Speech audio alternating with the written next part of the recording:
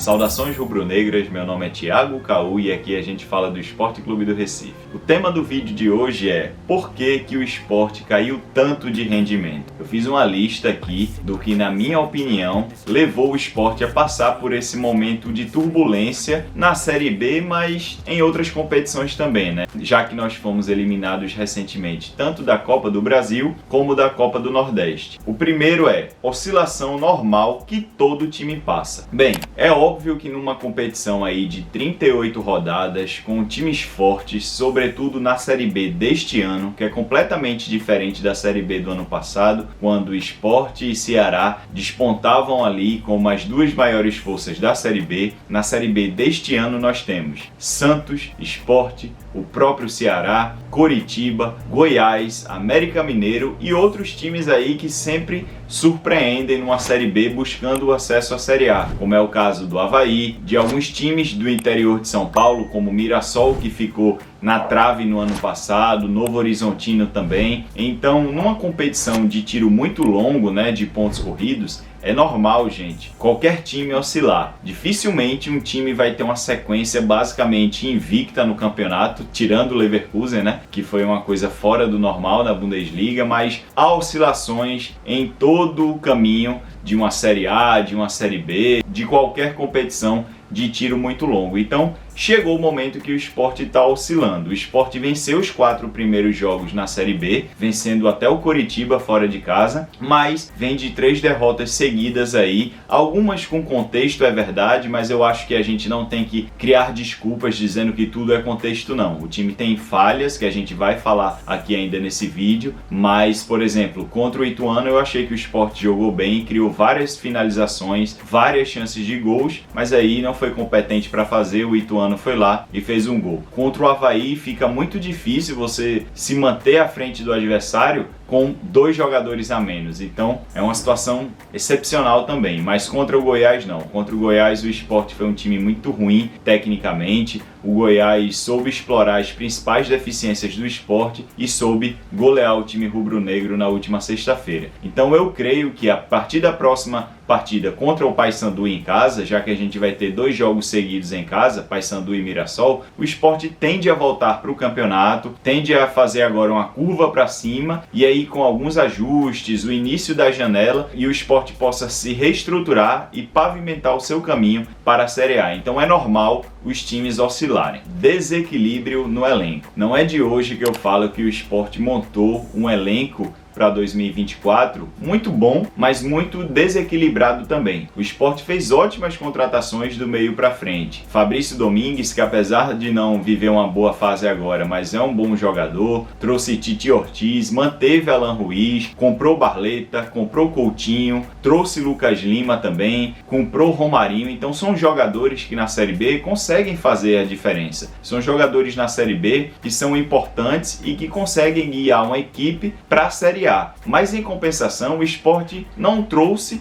ou quando trouxe jogadores que não se encaixam sobretudo no modelo de jogo do treinador Mariano Souza. Luciano Castan é um exemplo disso, é um zagueiro mais velho, que é um zagueiro muito de defesa à área, um zagueiro que consegue ir bem com treinadores um pouco mais defensivos, ele não precisa correr muito para trás, como no caso do modelo de jogo de Mariano Souza. Então são jogadores, os defensores que o Sport trouxe e até manteve do ano passado, que não se encaixam nesse modelo. O próprio Fabinho também, que está muito mal na temporada. Fabinho, inclusive, eu tentaria ver alguma negociação para ele quando a janela abrisse em julho para sair do Sport. Alisson Cassiano também é um jogador que, para um time de Mariano Souza, esse zagueiro precisa ter um bom passe qualificado e Alisson Cassiano não tem. Trouxeram Chico, que eu achei uma coisa inacreditável, porque Chico é um zagueiro completamente oposto do que Mariano Souza cobra das suas equipes. Chico, assim como Castan,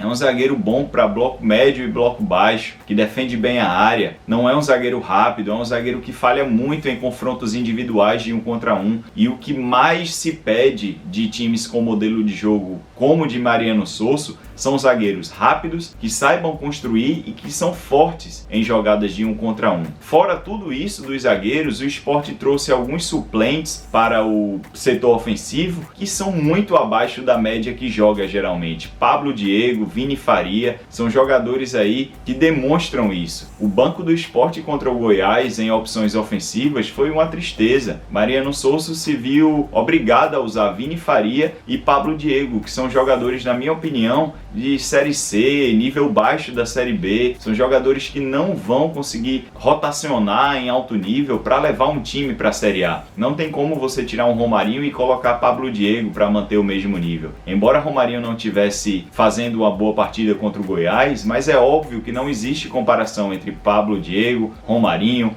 ou Barleta e Vini Faria. Enfim, não existe essa comparação. O elenco do Sport é muito desequilibrado nesses pontos que eu acabei de falar para vocês aqui. Incompetência para finalizar jogadas. O Sport é um time que tem 2 defeitos principais nessa temporada de 2024. A gente sempre fala, né, que são essas transições defensivas, mas na minha opinião são muito mais pelo perfil de jogadores que lá estão do que simplesmente pelo treinador. E o outro defeito do Sport, e gritante, é que o Sport não consegue aproveitar com tanta eficiência as suas finalizações. O Sport, pelo menos até o jogo ali do Ituano, era um time que criava muitas chances. O Sport cria mais de 6, 7 chances por jogo, chances claras, né? E o Sport não consegue colocar essas bolas para dentro. Gustavo Coutinho é um cara que faz muitos gols, eu acho que é o artilheiro do Sport, mas perde muitos gols também. Os pontas, né? Romarinho é bom no 1 contra 1 em muitas oportunidades, mas finaliza muito mal. Barleta e Lucas Lima, na minha opinião, são os que mais conseguem ser eficientes pelo time do Sport. Embora Barleta não seja um goleador, ele é um cara de mais assistências, mas ele ainda faz alguns gols importantes.